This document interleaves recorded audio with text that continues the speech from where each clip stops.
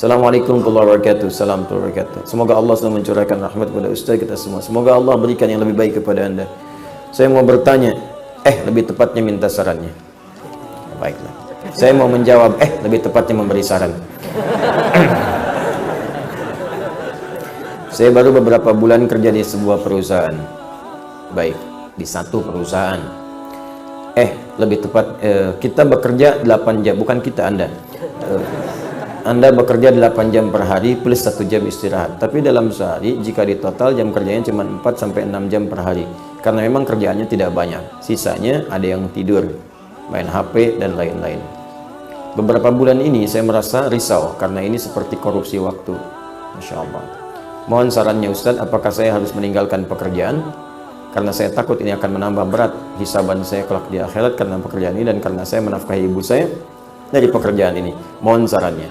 Sepanjang pekerjaan itu halal, bukan pekerjaannya yang ditinggalkan, tapi kebiasaan Anda yang dirubah.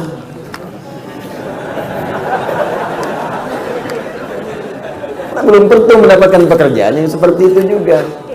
Ya, kerja yang diwajibkan 8 jam, beban kerjanya baru 6 jam, 4 sampai 6 jam, sisanya pakai apa? Pakai untuk merumuskan, menyempurnakan pekerjaan itu lagi. Bikin ide-ide cemerlang yang bisa diusulkan pada perusahaan. Buat ide-ide kreatif yang inovatif. Itu bahkan bisa mengangkat level Anda. Ketika Anda punya usulan, usulkan ke atas. Mungkin yang pertama belum diterima. Kedua munculkan lagi. Ketiga. Sehingga nanti supervisor melihat nih, idenya banyak nih. Nih giat nih. Itu bisa mengangkat Anda level lebih tinggi. Naiklah jadi pengawas. Kalau sudah pengawas, ya cuma ngawasin lebih sedikit lagi.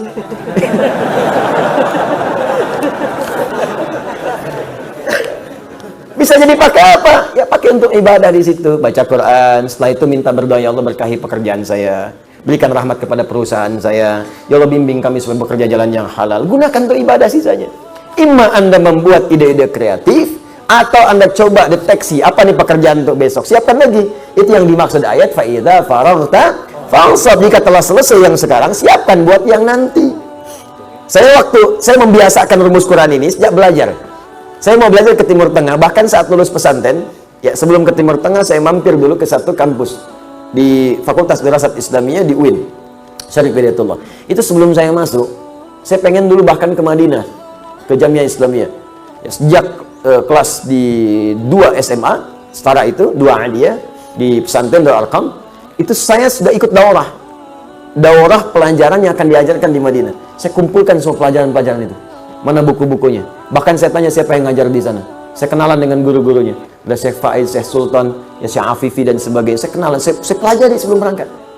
Ya, saya pelajari ketika akan mampir ke Ciputat, karena waktu sudah dikasih rekomendasi, itu sudah siap semua ikhtiar manusianya, insya Allah sudahlah selesai semua. Bahkan diberikan tanda tangan oleh orang yang, kalau kata orang di Timur Tengah itu dilihat tanda tangannya, nggak akan dilihat berkasnya, terimanya. Semua udah ngasih. Tapi perhatikan, ketika Allah berkehendak, maka tidak ada yang bisa mencegah kehendaknya. Terjadilah bom Bali itu. Maka dihapus kuota beasiswa pada saat itu. Ya, harap-harap kemudian bisa ke Madinah, nyangkut di Madinah Ciputat. Masuk ke situ. Tapi pun manhaj gak keluar. Gak berubah manhaj saya. Sebelum berangkat ke sana, saya kumpulkan buku-bukunya. Apa yang dipelajari di kampus itu? Saya senang saya milih kampus itu karena belum bisa keluar, karena tertutup semua kuota di luar itu. Saya pilih itu karena di situ yang ngajar ulama di MUI, ngajarnya pakai bahasa Arab juga. Ada yang dari Mesir, dari India, dari mana-mana, itu ngajar pakai bahasa Arab. Dan kalau MUI ngajar yang dibahas fatwa-fatwa yang sedang dibahas, ya fikihnya macam-macamnya. Saya kumpulin dulu buku-bukunya sampai semua mata kuliah di awal-awal saya kumpulin. Ya saya pelajari dulu. Jadi begitu masuk udah jelas, saya udah tahu. Oh ini yang mau dipelajari. Kalau sudah tahu apa yang dipelajari, sampai poin-poin ujian pun soal-soal saya kerjakan sebelum masuk. Saya udah paham, ini gurunya ini, kebiasaannya ini senang begini, ini senang begini, ini senang jawaban begini. Jadi kalau ada guru yang senang jawaban pendek, gak usah panjang-panjang, panjang-panjang malah 0 nilainya. Senang pendek ya pendek, panjang ya panjang. Ya itu, kalau sudah seperti itu selesai. Apa yang saya kerjakan? Saya bisa isi waktu saya, pergi ke perpustakaan, bikin catatan, baca lagi, kembangkan lagi, nulis lagi. Kadang saya nulis sendiri, bikin soal sendiri, kerjain sendiri. Demikian, akhirnya itu yang kita isi dan selesai, manfaatnya terasa. Ya begitu kemudian datang di pertengahan, datang undangan ke Libya, saya berangkat kemudian ke sana secara singkat, sama persis saya pelajari juga. Dan hemat waktu saya banyak, akhirnya saya bisa ke perpustakaan, Saya petakan di perpustakaan, bisa menulis, bisa macam-macam, kumpulkan. Dan ternyata Allah sangat indah memberikan takdirnya. Ya, harap-harap ke satu tempat, Allah tempatkan ke tempat lain dulu untuk belajar ke tempat-tempat lain yang lebih luas. Dari Libya kalau libur bisa ke Mesir, talaki ke Syekh Azhar langsung belajar ke beliau, dan ke Tunis juga berangkat, sempat juga ke Saudi juga, masuk ke Ummul Qura juga, lihat juga sekitarannya. Jadi hampir semua tempat dengan skala madhab itu saya belajar. Akhirnya harap-harap dapat satu, diberikan lebih daripada itu. Balik lagi.